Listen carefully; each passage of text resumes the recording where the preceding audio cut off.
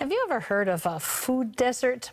It's an area where grocery stores are scarce and liquor stores abound. It's also the kind of place where NFL veteran Sam Acho had a Nehemiah moment. Sam Acho is a 9-year NFL veteran, author, speaker, and humanitarian. With a heart to bring healing to the broken and justice to the marginalized, Sam's asking for your help. I believe we're all called by God to bring healing. Micah 6, verse 8, seek justice, love mercy, walk humbly. These are commands. These are not ideas or suggestions. In his book, Change Starts With You, Sam encourages all of us to embrace our God-given gifts and transform the world. Please welcome back to the 700 Club, Sam Acho. Sam, it's great to have you with us today. It's so glad to be back on with you. Tell me a little bit about why you wrote this book. The title is Change Starts With You, following your fire to heal a broken world. That fire got ignited in you, but what made you decide to write a book? Well, a lot of the reason I wrote this book was this idea that I think God is calling us to step up and to speak up for those who actually cannot speak up for themselves, whether in this country or other countries, whether in our community or communities that surround us. I remember in COVID, I was finishing up my NFL career and sports were canceled. And remember, George Floyd was killed and all these things were happening. And it seemed like people were looking left and right saying, what can we do? I got a call from a friend who said, Sam, you have to do something. I'm thinking, well, I'm a pro athlete. What am I supposed to do? Well, I started calling up some friends and saying, hey, what if we showed up? What if we actually just got close to some of these issues that we see on TV? And instead of just talking about them or just saying, hey, we'll pray for you, what if we actually listen? So we actually went to the west side of Chicago, me and athletes from all the different city teams in the Chicago area.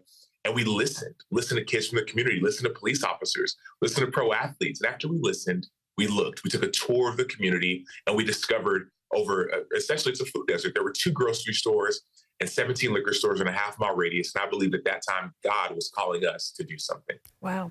You know, I think what you're talking about, that feeling that you get, many people just watching the evening news say, I'd like to make a difference, but they don't know where to start. I mean, for you, you started calling people and said, let's get closer to this. What do you say to people who say, I'd like to make a difference? How do they start? I would say first, don't doubt your value. Like, know that God gave you an ability. He wants to see heaven on earth. And so he's like, hey, what if you all could be a part of this change that he wants to see? We talked about it. Seek justice, love mercy, walk humbly. God wants to use us as his hands and his feet. And so he's not calling us to be on the sideline. He's saying, okay, how about this? If there's an issue that tugs on your heart, what if instead of saying that's someone else's problem, what if you just took a step? What if you made a call? What if you sat down and got a chance to get to know the problem or the issue a little bit more? Maybe that little conversation that you may have, or maybe that article you may read, or that new book that you haven't read. What if you searched out that and said, oh, wow, God wants me to do more? I think once you take that first step, God will open up so many other doors. What do you think keeps people from doing that? Because, you know, I mean, there's something in all of us within the realm of what we know, I think, that every day steps into situations that need our presence or our input. What do you think keeps people from doing that in a way that really powerfully impacts our communities and the needs of our country? I would say shame. I think a lot of us have been hurt before, or laughed at, or abused. Like, there are these things, like words that we've heard and we feel worthless. And so we say, well, I'm not worthy to go and make any kind of change. I'm not worthy to go and step up and to speak up. And I think God is saying, no. My son, my daughter, like, I'm pleased with you. I want you. I am for you. I am with you. Jesus is like, dude, I died for you. So that shame, that fear, those lies that you used to hear, right? We know that the heart is deceptive above all else and desperately wicked. Our heart will tell us, no, you're not worthy. And Jesus says, no, you are. And so I think once we can address those places of shame, and I think all of us have them, whether it's something from our childhood, something that we may experience right now, address those places and offer them up to Jesus and let him heal those places. Then all of a sudden, once we get that healing, we'll heal other people along our journey. So I think it's shame and also that bit of fear of saying, well, I don't know what's going to happen. I think God is trying to eradicate that. Yeah. You mentioned earlier when you talked about the group that went with you to the west side of Chicago, listening. I mean, that surely is a beginning. And you know, you all did that. And a young girl who lived there said, you know, you all are leaving tomorrow, but this is where I live. This is my home. What happened after your visit? How did you see going there and listening and looking at what was happening? How did that make a difference, Sam?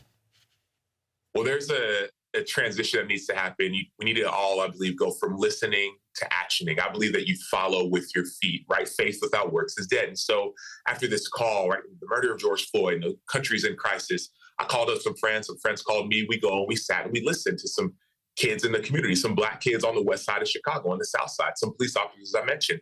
We took a tour of the community as well. That's when we ran into this food desert. And as we're getting off of that bus, right, it was an hour-long, 30-minute tour maybe, one of the young girls, her name was Azaria, she said, hey, I know a lot of you all see this as a field trip, but some of us choose to live here.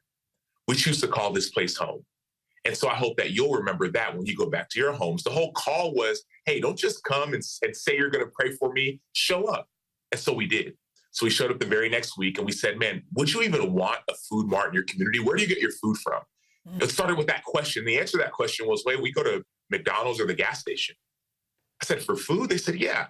I said, okay, where do you get something healthy or organic? They said, Sam, if we want something healthy or organic, we have to commute 45 minutes to the next city to get something healthy or organic. I did not know this was what God was going to call me to do. I was just an athlete. I didn't know that I was going to be called to try and help to rebuild broken places and help rebuild broken people. But once you get curious, once you stay open, once you open yourself up to God's healing and to his purpose for your life, you can start bringing fresh food and fresh life into a community that's been downtrodden and has been forgotten about it. It's not just food. It could be anything. It could be life. It could be community. It could be education. It could just be a listening ear. It doesn't have to be somewhere 7,000 miles away at a medical mission trips in a different country. You can go to your community 15 minutes down the road and watch God show up.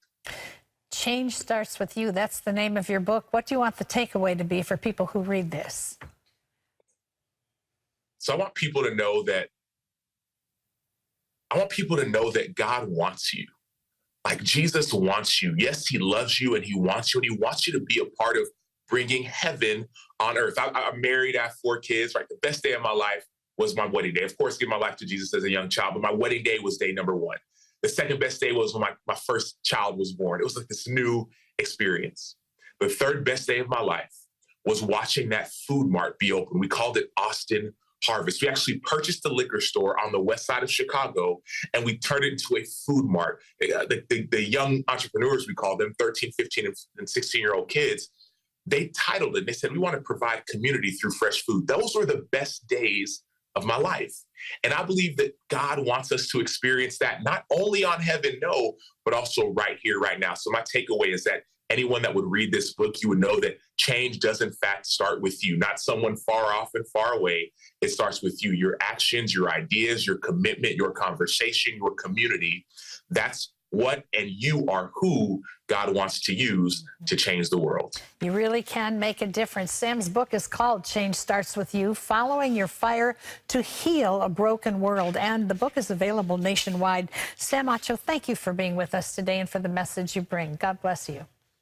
God bless you. Thank you so much.